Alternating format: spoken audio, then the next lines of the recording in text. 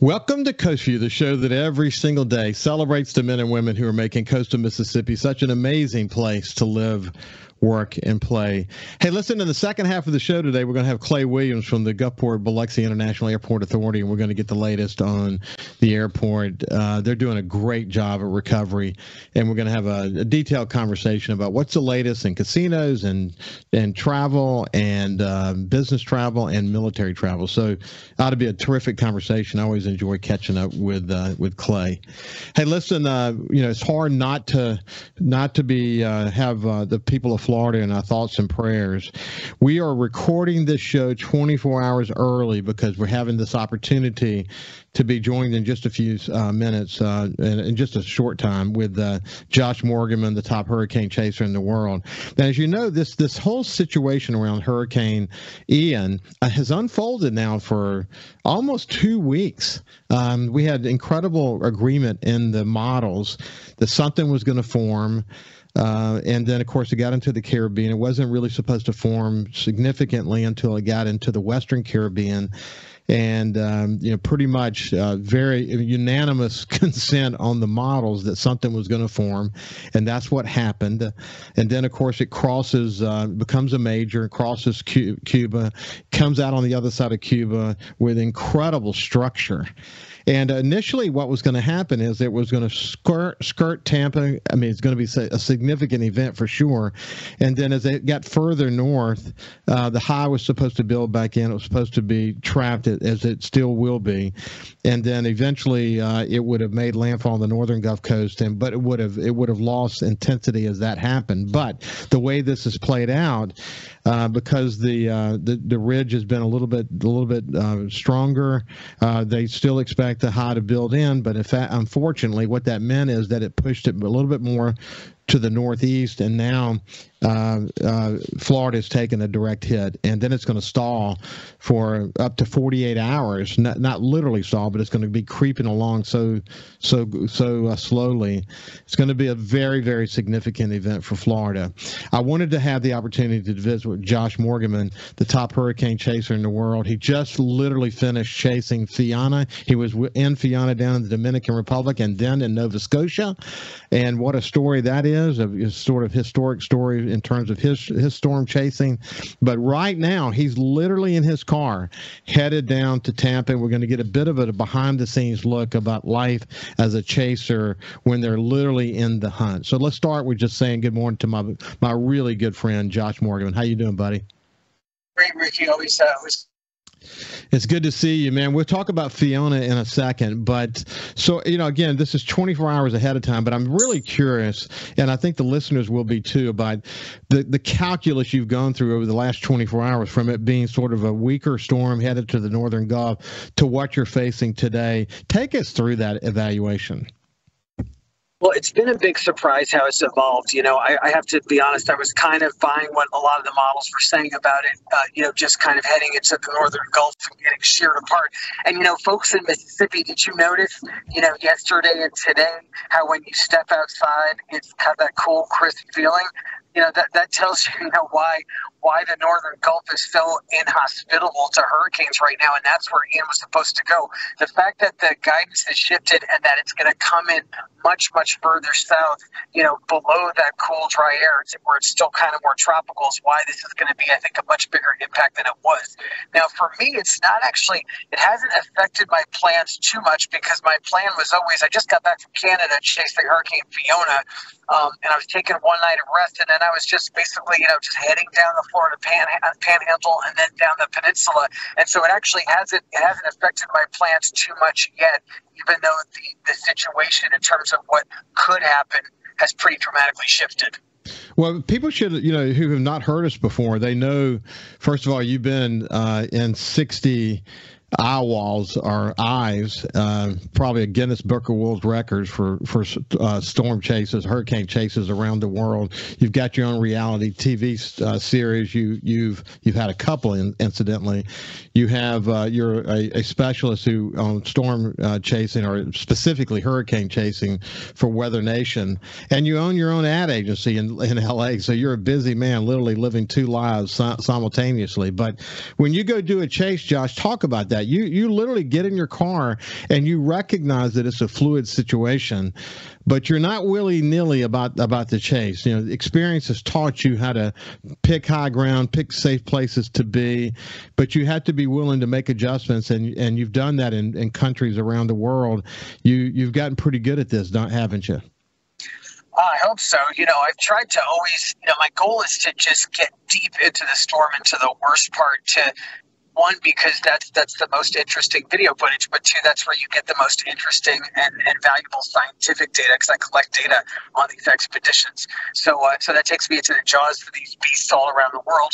And yeah, I would say the number one thing I've learned, you know, playing this sport for years and years, and I do call it a sport, I absolutely look at it as a competitive sport, is, you know, that you have to just learn to be completely fluid. You know, you can't lock into any plan with these things when you're hunting a hurricane. And actually, I would say that same rule applies to, you know, applies to you if you're just a resident on the Gulf Coast. You know, whatever plan you have for the storm, whatever you think is going to happen, don't get comfortable with that scenario or that expectation, because the thing with hurricanes is the situation is always fluid, it's always evolving, and it's always gonna surprise you.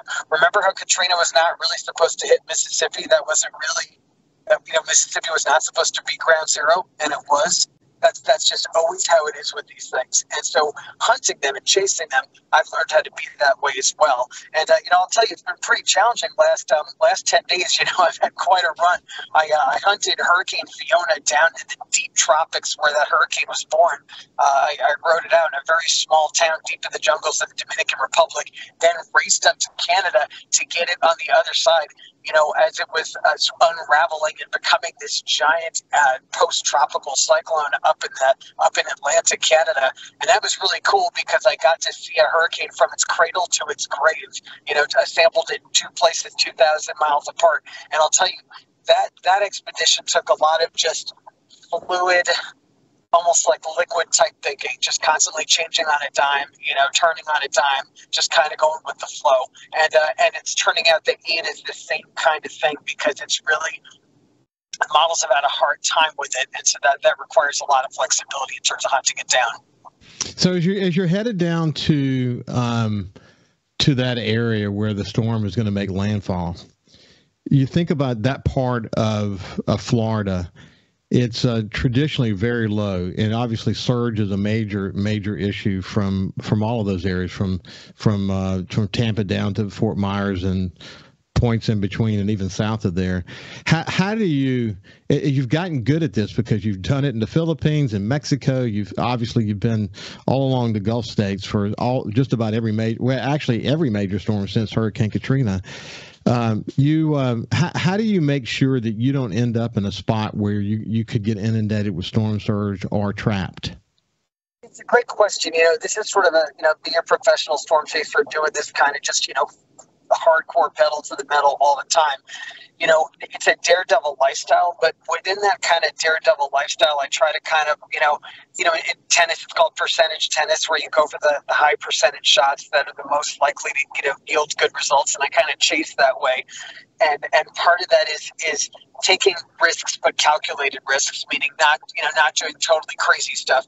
Now, as it turns out, of course, just because of the nature of these things, I've been in a lot of very crazy situations. And I say chaser dude has 9 lives because I've had some very close calls. But overall, throughout the years, you know, I've been in 62 hurricane cores, 62 hurricanes, typhoons, and cyclones. That's what they're called down in Australia.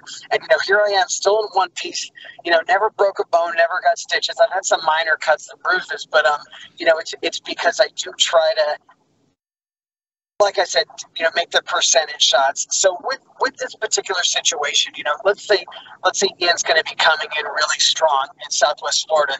You know, let's say it gets very strong. So there are two things that I have to check off on my list. And actually, again, my thinking, the things I think about are the things that residents of coastal Mississippi should think about when a hurricane is coming. So one is, it's very simple. It's 2 things. One is the building I'm in high enough in relation to how high the water could get, you know, the storm surge. So that's the one thing. So what's my elevation, and is that going to be high enough that the water's not going to get to me? And it sounds like a very simple question, but a lot of people don't bother to check that.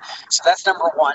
And then number 2 is the building enough to withstand the kind of winds that we're going to get, and so that means, typically, don't, no mobile homes, no trailers and things like that are usually unsafe in Category 1 winds. And if you get to very, very intense hurricanes, you have to think of very, extremely well-built houses, or, at least reinforced buildings, or at least large buildings that have interior hallways, so you can have like sort of interior places to go, so you can get multiple walls between you and the wind. But basically just those two points, that 2-point checklist, I'm just constantly applying that when I'm assessing locations for riding out a hurricane. We're talking to Josh Morgerman, the top hurricane chaser in the world, who's on his way to Hurricane Ian. We're talking to him 24 hours ahead of this show so that we could talk to him on his way down to the central West Florida area where the storm is coming in. When we come back on the other side, we'll talk more about it. We'll compare what he's about to face with is it going to be something like the Dorian experience? We'll see when we get on the other side. Welcome back to Coast Vue. I have my friend Josh Morgerman, the top hurricane chaser in the world. He works with Weather Nation. He has his own reality TV shows. You can go see, in fact, more about Josh at iCyclone, either on Twitter or Facebook or YouTube. He's prolific in his chases of hurricanes. He creates some incredible video footage that is well sought after. I can tell you that. But he's very good at what he does, and I don't advise anyone to go chasing hurricanes. So that is for sure. He's a hurricane historian, and he's had a lot of success, and he's built up a lot of wisdom from his experience. Hurricane Haiyan, one of the most vicious storms ever in the Philippines. Hurricane Patricia in Mexico. Dorian that came across Marsh Harbor and stalled. He was there, in fact, presumed dead for a day or two. So he's seen it all, and every storm that you can name all across the Gulf Coast, he's been in the eyes of them over the past many years. So this guy's good at what he does, and again, I don't advise anyone to do it.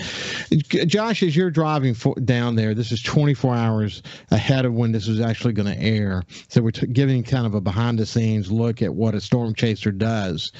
Does it occur to you that the structure of the storm, as it comes off of Cuba and it continues to have this incredible environment to get stronger, that it's going to feel, and it's going to somewhat stall as it makes landfall? It could be more like your Dorian experience, couldn't it? That is interesting, the way the models really slow it down, and that is going to, I think, definitely create problems. Now, regarding the structure, that's when I really kind of woke up this morning. I was aware that it was crossing Cuba overnight, and it was a fairly average hurricane, and I just happened to look at the Key West radar to get a look at the hurricane, and that's when my jaw kind of dropped, and I said, whoa, okay, this thing is like, there's a serious hurricane here because of that structure. Now, I know it sounds like to some folks who are listening, it probably sounds like we're nerding out, like, what are we talking about? Structure, what does that mean? So with the hurricane, when you look at it on radar, it's like a swirly thing with swirly bands, and then there's like a little circle in the middle. And I know you know this, Ricky, but just for folks who aren't into this stuff, the more symmetrical and the more kind of perfectly round the hurricane looks on radar, that means the more violent it is, the more destructive it is, basically, the more perfectly circular. And the radar this morning out of Key West showing the Ian coming off of Cuba shocked me at how kind of gorgeous that structure was, and the fact that it had just come off of land and was not disrupted by that interaction at all, and actually looked better. That's a warning bell for me. Now, I know folks are going to be hearing this about 24 hours from now, so who knows how it's going to evolve. But the way it looks right now, this thing looks like it could absolutely be a monster for Florida.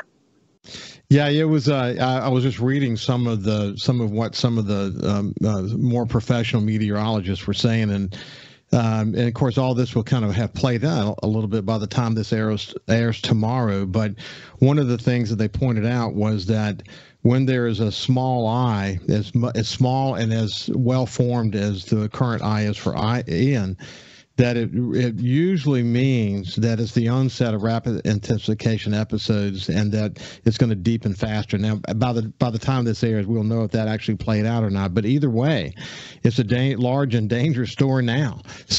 But if it goes to an eyewall replacement cycle and expands those winds out, and of course the storm surge could be also expanded out, it's kind of a scary situation. So, what's your sense of where you're headed at this moment? Yeah, I want to talk about that for a second, the eyewall replacement cycles, because that's what happened to coastal Mississippi in Katrina. So Katrina was a Category 5 out in the Gulf with a fairly small core. Then it did an eyewall replacement cycle. The core of the hurricane got bigger. The hurricane got weaker. The winds decreased a little bit, but it got much, much bigger. And that was what spelled disaster for coastal Mississippi, because the aerial coverage of the hurricane, the size of it was so huge that the whole Mississippi coast had those gargantuan storm surges all the way out to Pascagoula and beyond. Whereas if Katrina had remained a tightly wound Category 5, it actually wouldn't have been as bad for a lot of the Mississippi coast. It would have been, the effects would have been more concentrated over a smaller area. So bring this back to Ian. If Ian does one of these eyewall replacement cycles, it could weaken, but then it could affect a much larger portion of the Florida peninsula. Now, in terms of where I'm going, I'm keeping an open mind about it. Right now, more and more I'm thinking south of Tampa Bay. That's where the models seem to be evolving. Now, of course, by the time this airs, I'll have a very good idea where I'm going to be. But right now it's looking maybe Sarasota, maybe Punta Gorda, Port Charlotte, maybe even down to Fort Myers if this thing keeps moving, if it keeps evolving. But it seems like the southwest Florida coast. So, Josh, anything else you want to say about Fiona before we shift gears? Because I would like to share a little bit about your Fiona experience. Anything else, about Ian before we move on? I think that's good. I don't want to say anything else because I know it's all going to change by the time this airs. Yeah, for sure.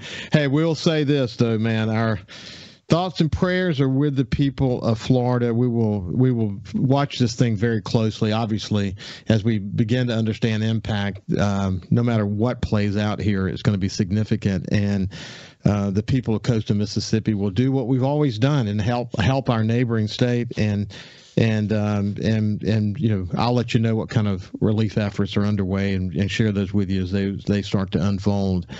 So Fiona, you made a really bold move. You did not go to Puerto Rico. You went to the Dominican Republic, and there was a point in that search where you literally believed that you made a bad decision, isn't there? Oh yeah, I chasing is a real emotional roller coaster. Like I said, I treat it like a sport. Each hunt is like a tournament, and I don't like losing. I take it really hard, and I did pick Dominican Republic, whereas everybody else, the other guys who chased it picked Puerto Rico. And I'll say there was a time when I felt maybe I'd made the wrong choice. My thinking was to get it sort of further downstream when it would be stronger. That actually ended up the right thinking, but it kept me guessing till the very, very end. And that's also important to me as a chaser. A lot of guys like to chase in groups or kind of in packs, I say, and I like to go alone because I think I think what makes a chaser distinctive is if they get into a storm and they come out of it with a unique perspective on it, a unique tale, a unique look at it. And if you're with 5 other guys,